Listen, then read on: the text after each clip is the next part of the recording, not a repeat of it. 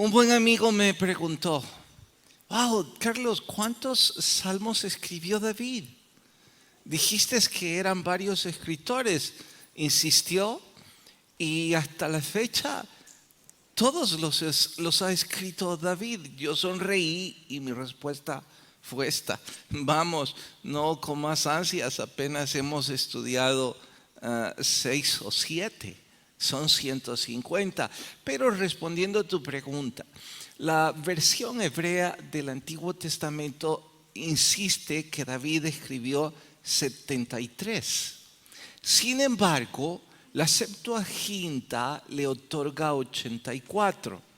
Así que establezcamos una media. Digamos que lo menos que escribió son 80 salmos. Y vaya que eso es una composición artística única, inédita. Creo que si David viviera en nuestros tiempos, la mayor parte de ellos habrían ganado un disco de platino. Eso sería, creo que 40,000 copias vendidas. Pienso que algunos también se convertirían en éxitos como el 23 y le habrían dado uno de diamante. Creo que son 1,000,000 de copias. Y hoy parece que ya existe el de uranio también. Pero eso no importa. Solo estoy tratando de hacer una ilustración para que imaginemos el tamaño de este compositor. En honor a esto, si compuso tantos éxitos musicales, que además son sagrados, ¿cuál habrá sido el propósito de vida de David? ¿Qué piensan ustedes? ¿Qué sugerirían? Es que los que un poco de historia han leído tendrán que ahora mismo decirse, vamos, que fue un general 5 estrellas, peleó decenas de batallas. Matador de gigantes también es un buen título. No solo fue ese primer éxito el que lo llevó a la palestra mundial, y digo mundial porque no hay, creo, un país en este planeta que no hable sobre el rey David. Pero también fue constructor. Sin duda un buen ingeniero civil. No en vano dejó todos los planos para que su hijo construyera el templo. ¿Sabían eso, no? Fue el equipo multidisciplinario de David que ejecutaron los planos del templo. No existían computadoras, ni AutoCAD, ni renderizaban los planos, pero pueden estar seguros que debió haber sido algo majestuoso verlo en papel. Cómo me encantaría a mí poder leer esos planos. O mejor decimos que fue un estadista, porque un estadista, un hombre de Estado, como que reúne varias disciplinas. Vamos, no olviden, 80 composiciones musicales y todas ellas ganando miles de copias. No, creo que hago mal en decir miles, porque desde que las compuso hasta la fecha, lo correcto es decir millones de millones. Imaginen el Salmo 23. ¿Cuántas personas lo habrán declamado? ¿En cuántos idiomas se habrá cantado? Así es que sonrío en mi imaginación y pienso que David vive en nuestros días y tiene que pasar de frontera en frontera. Y cuando llega a esos países difíciles de entrar por su seguridad, el oficial de migración le pregunta, ¿y usted a qué se dedica? ¿Qué creen que habría respondido David? Bueno, soy general, soy rey, soy compositor, constructor. ¿Qué habría dicho? En cuanto a mi forma de ver las cosas, pienso que varios de ustedes no sabían que era constructor. Creo que algunos de ustedes tampoco tenían ni la remota idea de que era un general victorioso de cientos de batallas o de decenas al menos.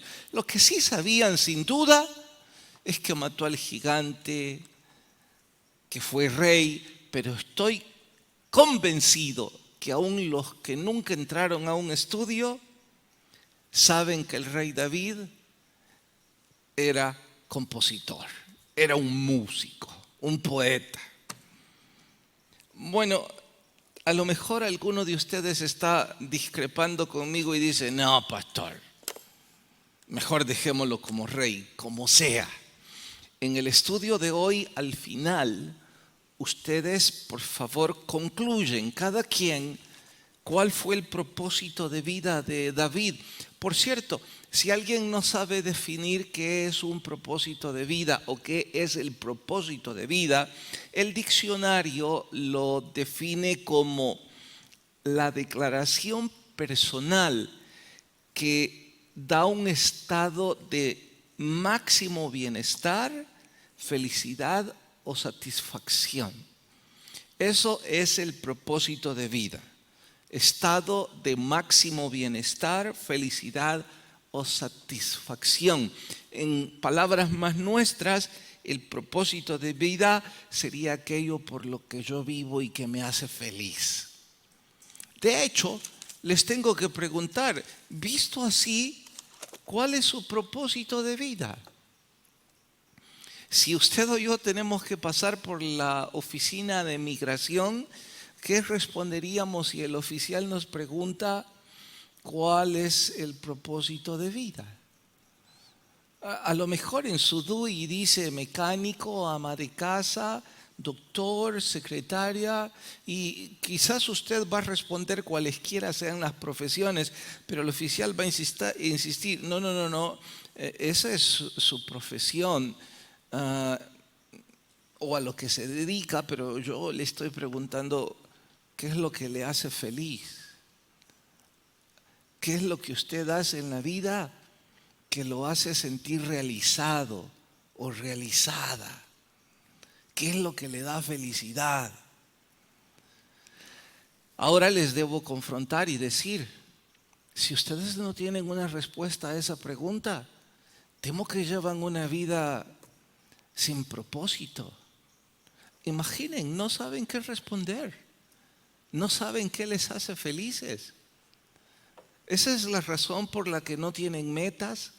Esa es la razón por la que cada día cuando alguien le pregunta, ¿y cómo está? Bueno, por ahí pasándola. ¿Y usted a qué se dedica? A todo, a lo que esté a la mano. Y no es que esté mal en nuestro país con tanta pobreza y con tantas limitaciones dedicarnos a todo. De hecho, entre más artes, profesiones aprendemos, más oportunidades nos abrimos. No está mal dedicarnos a cualesquiera cosas. Lo que está mal es no saber qué nos hace felices.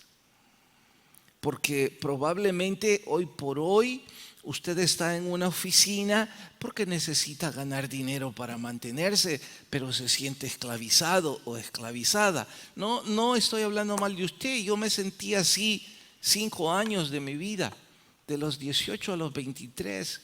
Yo trabajé en una oficina de gobierno y las 6 horas que yo estaba ahí, imaginen, ni siquiera eran 8. Porque en ese entonces el gobierno daba 2 horas de permiso a los estudiantes universitarios.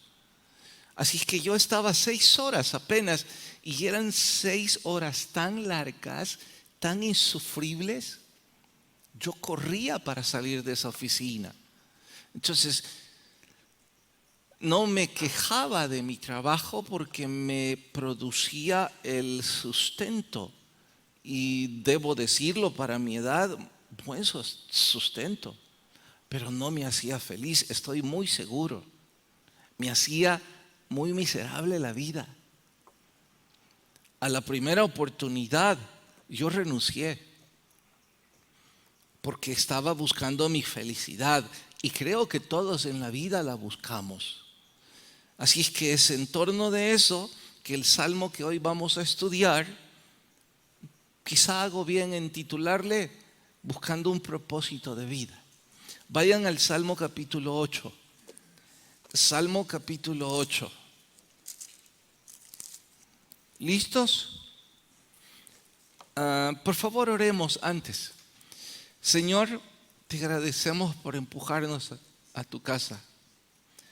Estoy convencido que los que no tienen un propósito de vida tampoco pueden definir qué los hace felices. Y es la razón por la que ningún viento les va a favorecer. Es que no saben a dónde van. Sí tienen su esperanza en la vida eterna y eso es maravilloso. Pero sería doblemente maravilloso si también supiéramos lo que nos hace felices, aun si no lo hubiéramos alcanzado, aunque entiendo que la felicidad es más bien un camino, no un destino. Pero los que no saben el camino que deben seguir, irán de tumbo en tumbo. Y es triste porque teniendo la gracia de tu Espíritu, teniendo la sabiduría de tu palabra, no responder cosas tan básicas para nuestra vida. Bueno, quizás es culpa de nosotros los predicadores, de no presentar tu palabra con la practicidad y simplicidad que tu palabra tiene. Guíame, por favor, dame sabiduría para intentar ayudar. En Cristo Jesús, amén. Bueno, dice el Salmo 8, la gloria de Dios y la honra del hombre. Es como si estuviese haciendo una comparación, pero no es cierto. Si fuese una comparación, diría la gloria de Dios y la gloria del hombre. Está siendo un poco menor, refiriéndose al hombre, y dice la honra. ¿Que por qué? Lo verán luego. En cuanto al músico principal sobre Gittit, Salmo de David, ¿qué significa esto de Gittit? En nuestro español se escucharía toda esa expresión algo así como al director de la orquesta para ser ejecutado en la época de la vendimia. Gittit es un vocablo hebreo que se traduciría al español como lagar. Lagar es el recipiente donde se pisa la uva, pero todo apunta a que este era un canto para entonarlo en la fiesta de la vendimia. Lamentablemente, en Centroamérica sabemos poco o nada sobre la uva. Bueno, hasta donde yo sé, cuando menos. Aun cuando tengo un buen amigo en Nicaragua que me contó que, su hermano me contó que ha sembrado uva y estoy comiendo ansias. Yo suponía que en nuestro clima tropical imposibilitaba la cosecha de la uva, pero recordé una vecina de mi mamá que tenía uvas en su casa y daba buenas cosechas a pesar del espacio limitado. Si mi amigo lo consigue, estoy seguro que voy a correr a aprender y me encantaría hacer eso. Entre las cosas que siempre he fantaseado, porque no son prioridad, pero sí son una fantasía. Me gustaría alguna vez estar en la época de la vendimia, en cualesquiera viñedos. Conozco dos, uno en Ensenada y otro en Chile. ambos maravillosos. Pero en ambos sitios, los locales me cuentan que la época más bella es cuando se da la cosecha. Hay un día en donde, parecido a las atoladas de nuestra cultura, para los que están en otros países, atolada es una bebida producto del maíz, y el maíz es para nosotros un producto estrella. Lo mismo que es la uva para otros sitios. Bueno, dicen que es una fiesta maravillosa, que vienen todos los que sembraron, los que van a hacer la corta o ya la han empezado. Es una fiesta pero enorme, como un carnaval, y vienen varias de las esposas de los trabajadores, hay música y pisotean la uva en el lagar. Y es ese jugo el que empieza a correr para colocarlo en lo que pronto será el proceso de fermentación y los vinos tan caros en el mundo. No voy a decir tan exquisitos, no lo sé. Y tampoco quiero empujar a algunos que con un poco y van tras eso. Claro que me encantaría estar en algo así, pero dije, es fantasía. Para esa fiesta fue compuesto este salmo. Hermoso, ¿no? Bueno, el salmo, desde donde yo lo leo, responde una pregunta que también ha estado en mi corazón y ahora desaparece porque ya sé la respuesta. David se la hizo. Yo me la preguntaba no con la profundidad teológica, sino más bien con cierta practicidad que nace en mi ignorancia. Siempre pensaba, ¿por qué Dios, siendo infinito, puede querer amarme? Y cada vez que pienso en mis imperfecciones y en todo lo que yo me descalificaba, me decía, no puedo ver una razón por la cual Dios quiera amarme. Así que yo no terminaba de entender este asunto, pero ahora, con profundidad teológica de un poeta, lo puedo entender. ¿Saben? Es que la practicidad de otros escritores no pueden apelar y tocar el sentimiento como un poeta, obviamente. Por eso son tan necesarios en la vida, ¿no? Porque de hecho, ¿qué son las cosas más hermosas en la vida? ¿Comprarse un carro? No. ¿Comprar una casa? No. Tal vez pueden ser importantes, pero hermosas, no. ¿Amar a una mujer? ¿Acaso hay algo mejor después de amar a Dios? ¿Acaso se puede expresar? O visto desde el otro ángulo, una mujer, ¿hay algo con lo que puede comparar amar a un hombre?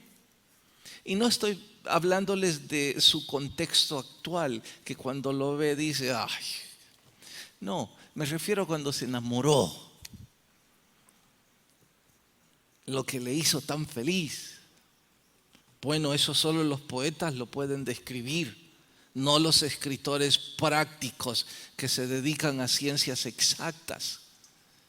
Quizá por eso el libro de los Salmos son 150, el más grande de todos. Apela al sentimiento, al corazón.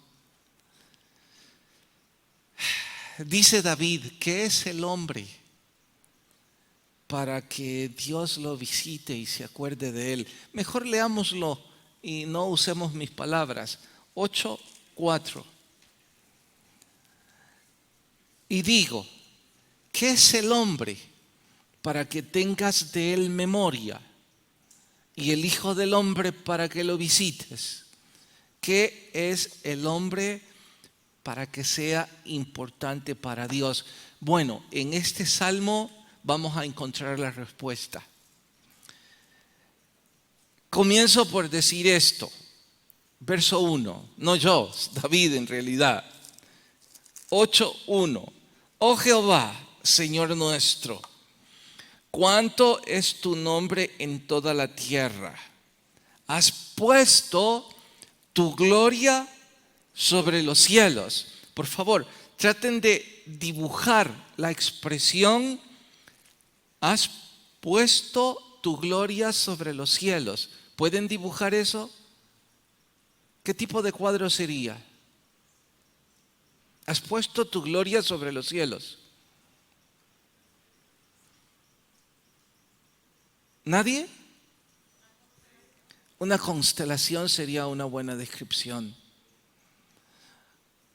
No es que yo sea un poeta, ni siquiera aprendiz, probablemente porque estaba pensando en el Salmo. Desde la ventana de nuestro cuarto se ve los rayos del sol cuando amanece. Esta mañana era un color rosado. Y como claro, mi mente estaba pensando en esto, yo decía, porque saben, esos rayos color rosado le dan un reflejo a las plantas muy diferente al color del día normal.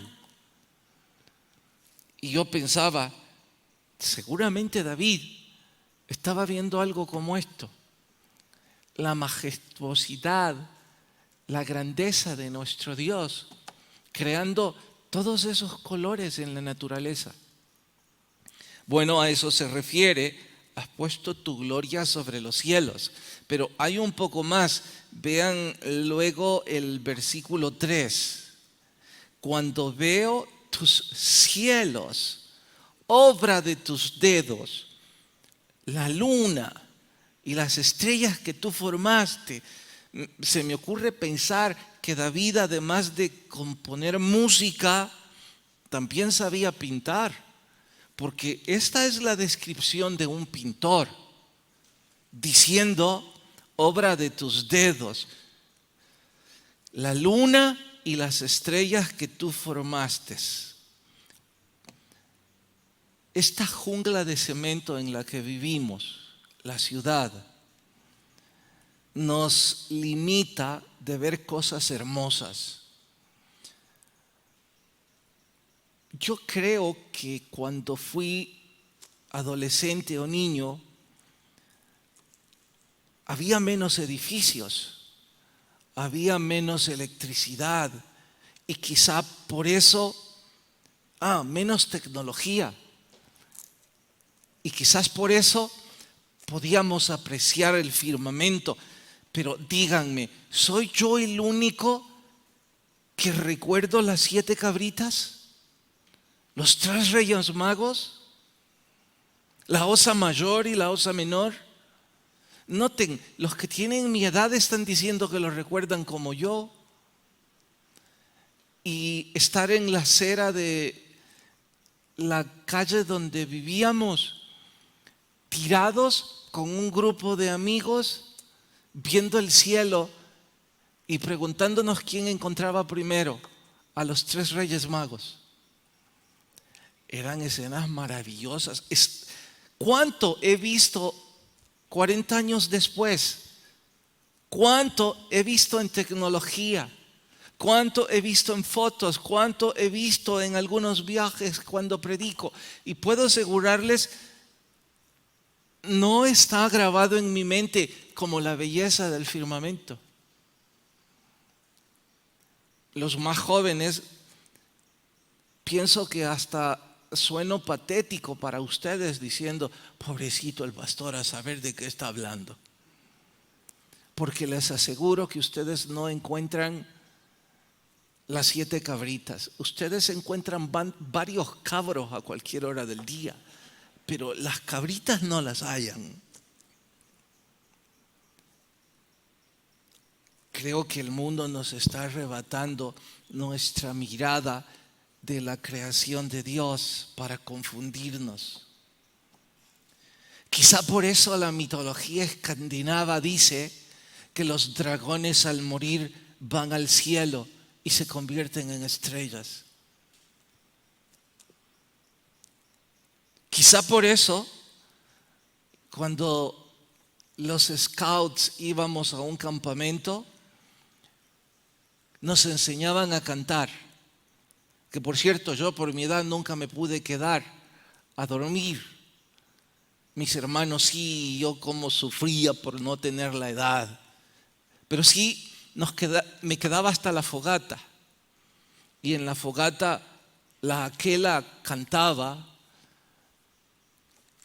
soy marinero, me gusta el mar, cuántas estrellas hay en el cielo, cuántos besos yo te daría para hacerte respirar.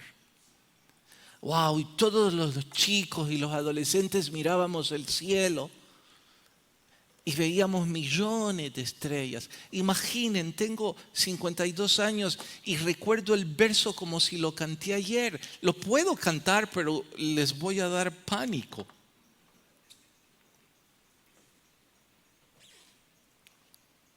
Y esto es que en Centroamérica, por ser un clima tropical, apenas podemos disfrutar de las cosas más exóticas del firmamento.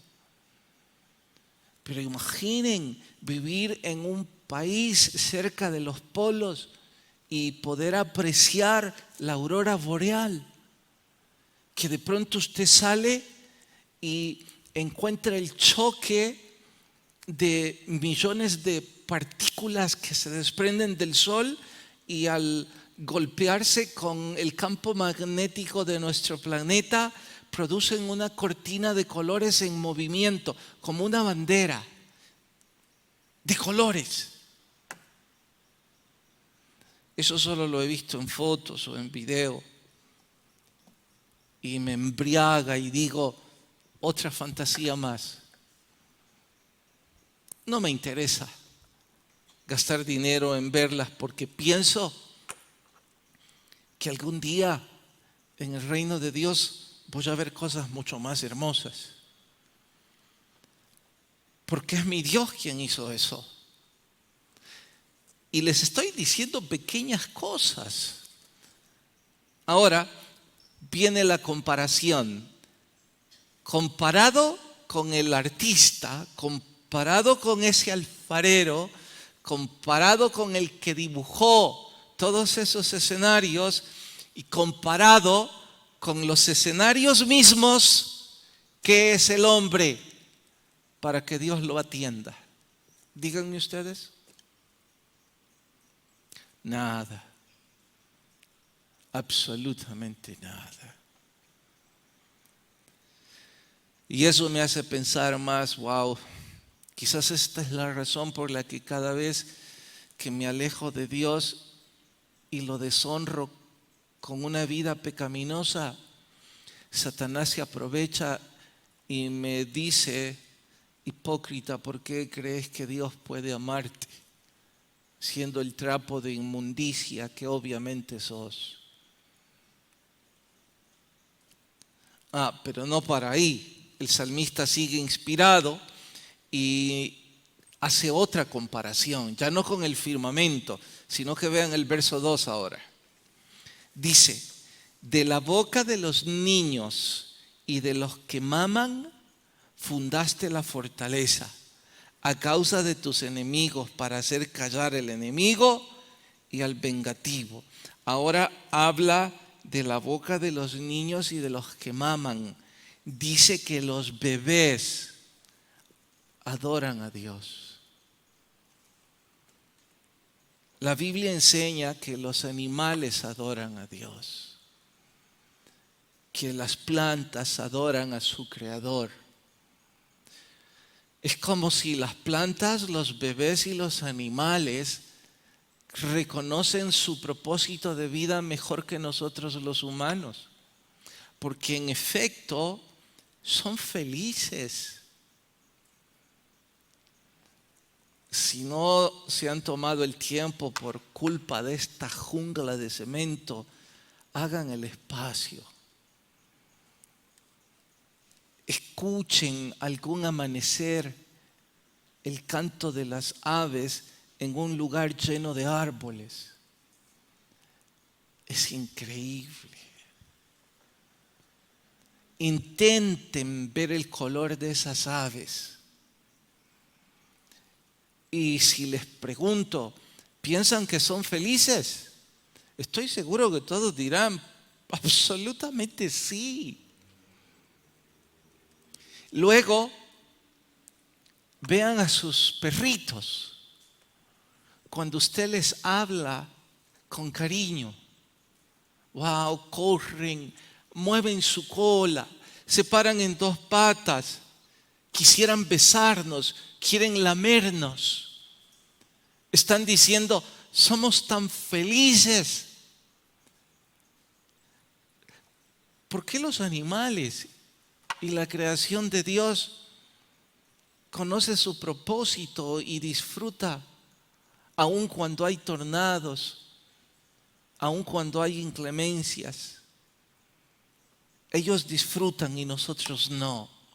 Algunos de ustedes, no les estoy juzgando, algunos de ustedes se levantaron malhumorados hoy, ayer, hace 2 días, hace 3 días, casi toda la semana. Y pasaron enojados también durante el día. Algunos están frustrados, tienen amargura. Y si alguien les pregunta, responderían, ¿acaso tengo motivos para ser feliz? Y quizás hay cosas que en realidad les han propinado tristeza. Tal vez la infidelidad de su pareja, quizás la ingratitud de un hijo, el abandono de un padre, la explotación de un jefe. Son adversidades, sin duda. Pero los animalitos también pasan adversidades y no pierden el propósito de vida. No por eso dejan de cantar o de mover su cola. ¿Por qué nosotros sí? Bueno, como sea, ¿qué estaba pensando David? Creo que estaba pensando, cuando escribió esto, en un hermoso bebé, porque la Biblia dice que era hermoso el bebé, en las orillas del río Nilo. ¿Quién iba a imaginar que ese bebé iba a poner de rodillas a todo Egipto? De los que maman fundaste la fortaleza. Creo que estaba pensando en la tierna piel de Samuel cuando a los 6 o 7 años llegó al templo. Su voz es angelical. Todos los niños tienen una voz hermosa. Más que una voz chillante, es una voz dulce. El primer juez, sacerdote y profeta. Se forjó desde que era un niño. Supongo que también estaba pensando en él mismo. ¿Cuántos años habrá tenido cuando derrotó a Goliat? Era un niño. Y no pudo siquiera imaginar la escena más grande de todas las escenas jamás imaginadas por hombre alguno. El Hijo de Dios, un bebé en cuyo nacimiento los ángeles, los pastores, los animales y los reyes le rindieron gloria. De los niños y de los que maman. Está diciendo David en nuestro español, Dios funda y derriba fortalezas aún con bebés, porque Él es Dios. Así es que comparado con esa verdad, vuelvo a hacer la pregunta: ¿qué es el hombre para que Dios le visite y tenga memoria de él? ¿Qué es? Nada. Y entonces, ¿por qué nos visita? Porque nos ama, pero ¿por qué? ¿Y quién dice que tiene que haber un por qué? Si hay un por qué.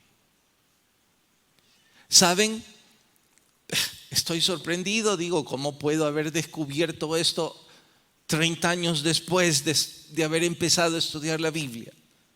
Quizás porque nunca la estudié con la pasión que ahora. Pero digo, siempre me dije que Dios nos ama porque Dios es amor, porque Dios es bueno, porque Dios tiene misericordia. Y ahora descubro que David me dice, hay otra razón mucho mayor que esa. ¿De veras? ¿Cuál es? Verso 5. Le has hecho poco menor que los ángeles, o sea, el hombre. Paren. La pseudociencia dice que los seres humanos somos un poco más que los animales. Pero Dios no ocupa esa expresión. Él dice que nos hizo un poco menor a los ángeles. Y los ángeles, según la Biblia, son seres maravillosos. Así es que un poco menor no me da alas, pero me hace volar al pensarlo. Me hizo superior. Ahí lo dice. Hay más. Lo coronaste de gloria y de honra. Le hiciste señorear sobre la obra de tus manos. Nosotros los seres humanos nos enseñoreamos sobre el resto de la creación de Dios, aún de esas bestias enormes. Traten de imaginar a un niño de 5 años dominando un caballo a su voluntad. Lo hacen. Los envidio porque yo no puedo. Niños de 5 años con esas bestias enormes. Las bestias les obedecen al antojo de ese niño. Sigue. Todo lo pusiste debajo de sus pies. Ovejas y bueyes, todo ello. Asimismo las bestias del campo, las aves de los cielos, los peces del mar, todo cuanto pasa por los senderos del mar. Bueno, paren ahí. ¿Por qué razón Dios nos dio ese señorío? En realidad, lo único sobre lo que no nos dio señorío es sobre su Hijo. Pero todo lo demás está debajo de nuestros pies. ¿Por qué? Porque nos hizo a imagen y semejanza de Él. No somos poca cosa. Satanás quiere hacernos creer que somos poca cosa. Pero la Biblia dice que somos hechos a imagen y semejanza de Dios, apenas un poco menos que los ángeles. Esa es la razón por la que Dios envió a su Hijo a salvarnos. Porque sí somos valiosos para Él. Porque nos hizo de una forma muy valiosa. Oh, ahora sé por qué me ama. No, no estoy diciendo que yo lo merezco. Estoy diciendo que soy obra de sus manos. Y que ningún artesano querrá que la obra de sus manos se eche a perder. Si Él puede hacer algo, y de hecho es el Todopoderoso, lo hará para salvarme. Y por eso me ama. Me siento más motivado, ¿saben? Y cada vez que Satanás intente de nuevo pisotearme diciéndome lo contrario, ahora me voy a burlar de él y le voy a recordar este salmo. Sé que algunos, los más acuciosos de ustedes, están a punto de preguntarme: mire, pastor, pero ¿y los malvados que violan a los niños también son obra de Dios a imagen y semejanza de Él? Los que construyen más armas de destrucción que comida son obra de sus manos. Los que abandonan a sus hijos, los que se drogan, los que hacen fiesta con el pan del empleado al que no le pagan, los que van de fiesta en fiesta, de viaje en viaje, de estadio en estadio, de restaurante en restaurante, pero no van a la casa de Dios, son a imagen y semejanza de Él. No son a imagen y semejanza de Dios. ¿Qué hace la diferencia? Ahora, qué bueno, lo puedo entender. Ellos, en algún momento de sus vidas, perdieron el propósito de Dios para sus vidas. Es decir, siendo aves, decidieron ser perritos. Siendo perritos, decidieron ser gatos. Siendo gatos, quisieron convertirse en un tigre. Y perdieron el propósito de sus vidas. O quizás nunca lo tuvieron. Pero obviamente no son a imagen y semejanza de Dios. Oiga, pastor, ¿cómo puedo descubrir el propósito de vida? Mi propósito. Creo que eso es punto de honor hoy. Hoy y el resto de nuestra vida. Desde este púlpito hemos abordado una gran cantidad de temas que obviamente están implícitos en las doctrinas bíblicas. Hablo de finanzas, hablo de matrimonio, hablo de la familia, desarrollo personal y cualesquiera otros. Sin embargo, cualesquiera de esos temas que son importantes no son suficientes si no resolvemos este asunto. ¿Cuál? El propósito de Dios en mi vida. Mi propósito de vida. De hecho, si usted ya llegó a los 40, a los 50 o a los 60 y todavía no lo conoce, ¡wow! ¡Qué terrible! Pero está a tiempo. Una vez más, le hago la recreación. Hagan cuenta y caso que al terminar este culto van a ir a una oficina y el oficial de migración les preguntará cuál es su propósito de vida. No diga lo que el DUI registra, porque quizás esa es su ocupación actual, eso es lo que hace para ganarse la vida, pero ese no es su propósito de vida necesariamente. ¿Qué va a responder? También de paso sepa que esa es la razón por la que usted es feliz o es infeliz. Quien no sacia su propósito de vida no puede encontrar felicidad. Bueno, ¿Cómo intento ayudarles al respecto?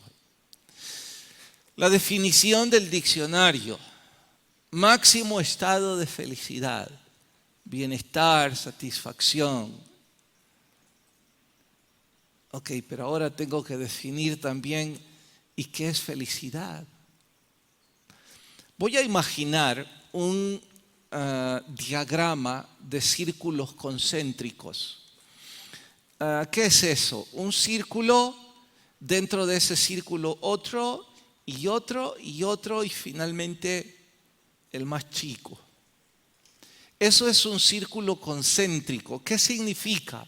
Que hay un pivot, un eje, que hay un punto principal y que alrededor de ese pivot giran todos los demás círculos. Por eso son concéntricos, relacionados con ese centro. Bueno, pues voy a suponer que en el centro está mi propósito de vida y que los otros lo que hacen es acercarme a mi propósito de vida.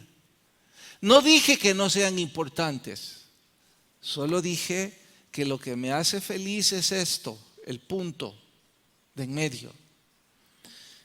Allí está la felicidad. Saben que desde la antigüedad responder esto es lo que dio vida a la filosofía de la famosa y emblemática Grecia, la cuna de decenas de mentes portentosas, grandes filósofos. Sabe que lo que buscaban era la felicidad, explicarla, y cada uno de ellos tuvo una percepción diferente. Y algunas de esas corrientes todavía impregnan al mundo actual, no con los nombres, pero sí con la raíz. Pablo, en el libro de los Hechos, en el capítulo 17, viajó a Atenas. No lo busquen. Y si alguna vez ustedes se preguntan, ¿y por qué Pablo quiso ir a Atenas? Bueno, es otra de mis fantasías, después de haber ido a Israel. Allí en Atenas estaba, entre otras cosas, oigan, el Areópago, un auditorium para debates filosóficos, esculpido en piedra. Allí estaba el Partenón, allí estaba el estadio Panatenaico, esculpido en mármol blanco. Ese estadio era para 17,000 espectadores. Ahí se llevó a cabo la primera vez la edición de los Juegos Olímpicos. Allí estaba la Acrópolis, ahí estaba el teatro de Dionisio. Alguien como Pablo, ¿cómo no iba a querer ver todos esos escenarios? Aún hoy día están allí. Allí está Santorini, una ciudad esculpida en una montaña con una maravillosa vista al mar. Pero obviamente el interés de Pablo era predicar a las mentes que habían heredado todo ese intelectualismo. Prueba de ello es que menciona que sostuvo un debate con un grupo de los epicúreos y de los estoicos. Y él se toma el tiempo para referirse a esas dos corrientes. Deben saber que hay más, no son las únicas corrientes filosóficas. Pero yo creo que Pablo mencionó a esos dos porque son como los extremos que hoy día el mundo practica. Los epicúreos es una corriente filosófica que decía que la felicidad se encuentra llenando al hombre de todo tipo de placeres. Y esa es la razón por la que el mundo intenta llenarse de juguetes. comprar carros, casas, ropa, ir de viaje, entrar a restaurantes con comida exótica y otro tipo de cosas. Es parte de filosofía hedonista. El placer, la felicidad está entre usted más placer le dé a su cuerpo. Por eso miles están en la playa ahorita. Creen que trabajando duro en la semana y dándose placer el fin de semana van a ser felices. El otro extremo son los estoicos. Ellos dicen que la felicidad del hombre es a través del sacrificio, de la entrega, de la privación de placeres. Casi lo opuesto. Esa es la razón por la que usted ha escuchado a algunos oradores decir, wow, se entregó a esa tarea con estoicismo. Bueno, se entregó con coraje, con sacrificio, con resiliencia. Eso significa los dos extremos. Pero este es mi punto. Ninguno de los extremos. Ahora, Pablo mencionó a esos dos para no perder tiempo en mencionar a otros filósofos que sin duda estaban ahí. Dijo, voy a mencionar los dos denominadores mayoritarios. Pero estaba diciendo, ustedes no van a encontrar la felicidad. ¿Por qué? Porque no han encontrado su propósito de vida. Intentan a través del placer o del sacrificio encontrar la felicidad. Por cierto, algunos me dirán, ¿y cómo los estoicos pueden encontrar felicidad a través del sacrificio? Las obras buenas. La religión de las obras buenas es sacrificio.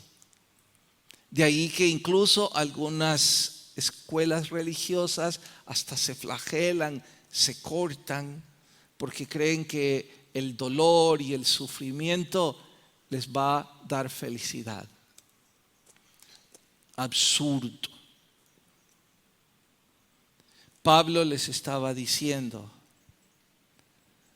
tienen que encontrar su propósito de vida.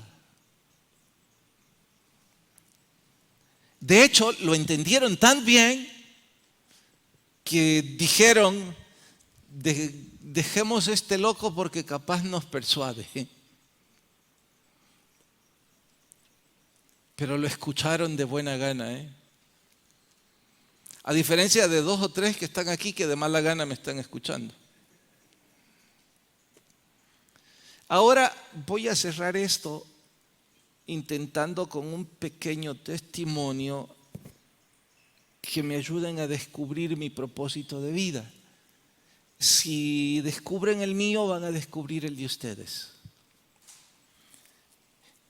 Yo he tenido una extraña formación académica.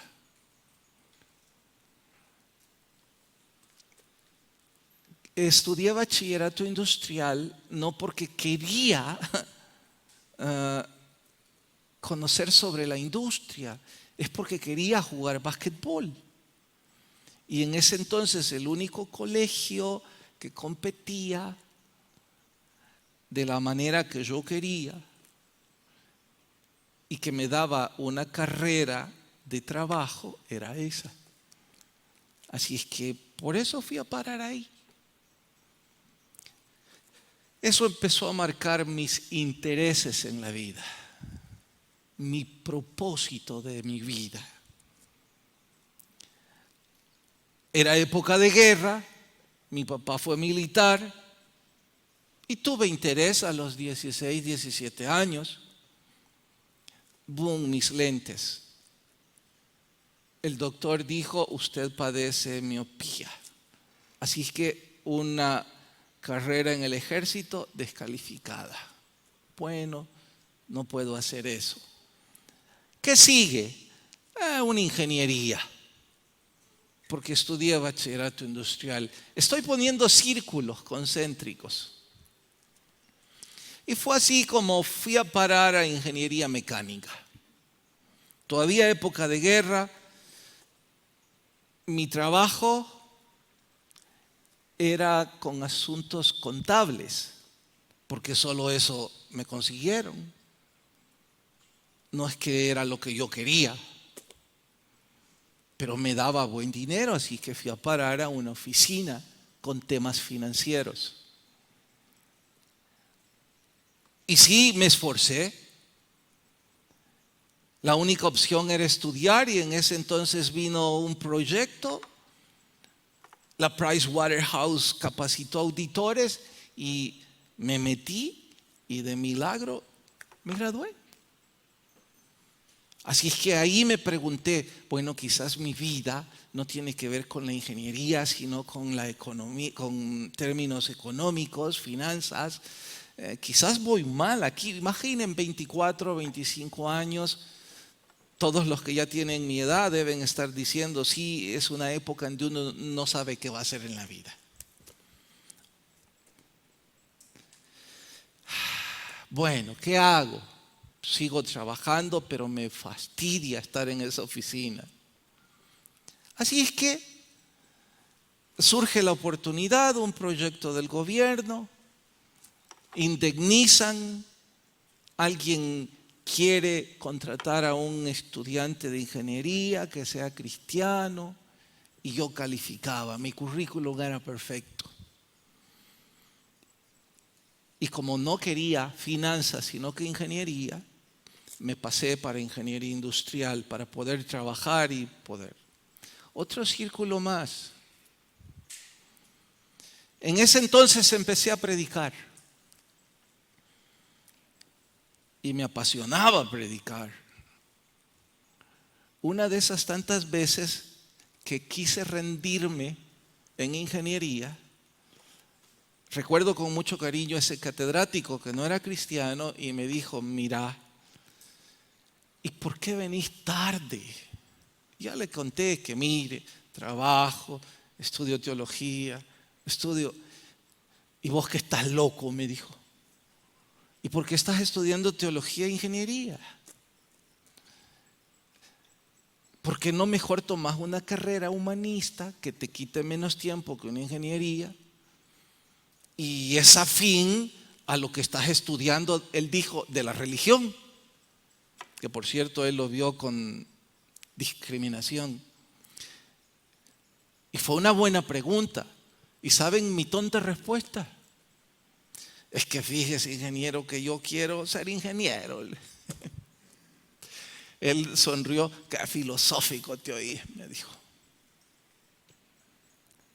En ese momento, quizás ya a los 28, 30 años, yo sentía que mi vida era un desorden completo. ¿Cuál es mi propósito? Bueno, ahora estoy predicando aquí. Ya puse varios círculos. Les quiero preguntar, ¿piensan que me equivoqué en todos esos círculos? Yo creo que sí. En 2 o 3 de estas cosas, que no hay más tiempo, por eso no les cuento más que me están poniendo los teléfonos para que termine.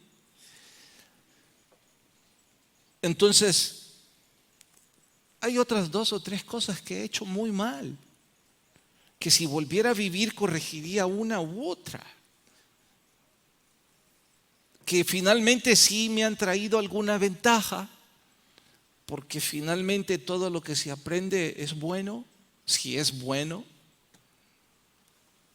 Y la vida no es más que una escuela en la que hay que aprender todos los días algo.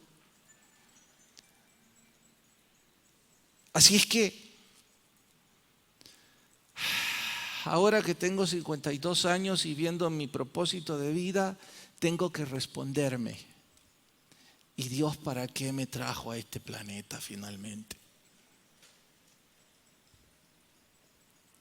Alguien encontró ya la respuesta. A ser pastor, pastor. Bueno, ese sería mi trabajo, no mi propósito de vida. O tal vez sería mi ocupación. O quizás sería una de las cosas que he hecho para ganarme el sustento. Llámele vocación, profesión o como usted quiera. Porque el hecho de ser pastor no es más que el hecho de ser mecánico, de ser enfermera, de ser secretaria o de ser ingeniero. Es lo mismo. Son distintas ocupaciones de la vida. Y si alguien dice, sí, pero esto es espiritual.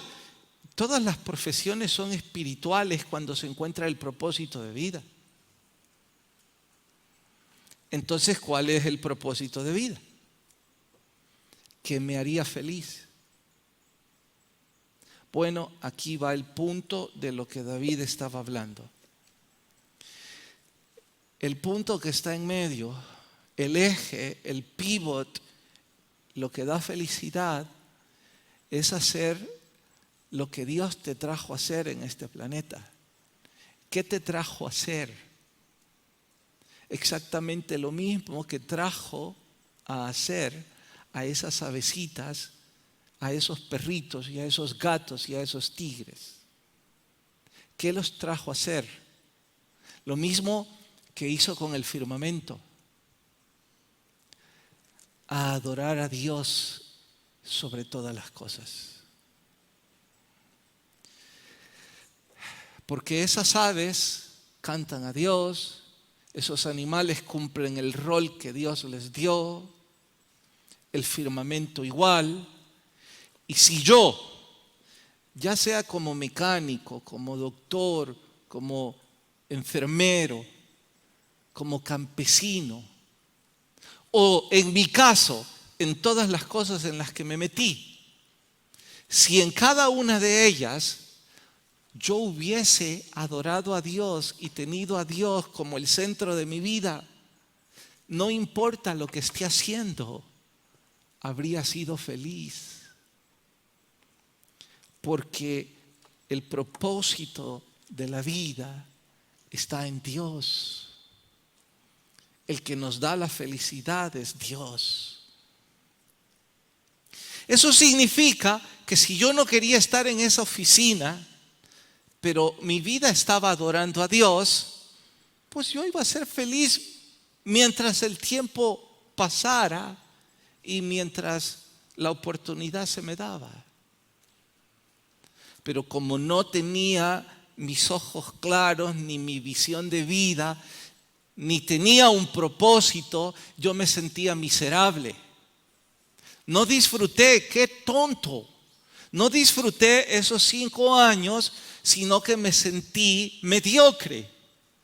Debí haberlos disfrutado al máximo y debí estar agradecido con mi Creador, porque mi felicidad no estaba en eso, sino en adorarlo. Cada cosa que he hecho en la vida, si hubiera puesto a Dios como el centro de mi vida, habría tomado sentido.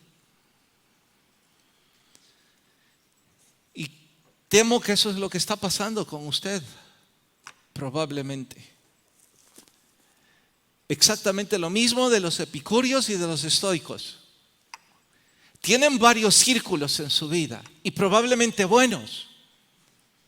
Tienen un buen negocio, quizás una familia emprendedora, quizás una buena profesión, quizás un buen matrimonio, buenos hijos, pero se sienten miserablemente infelices. ¿Por qué?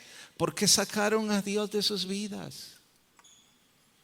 Y cuando se saca el pivot, el eje, los demás círculos ya no son concéntricos, sino que están fuera de eje.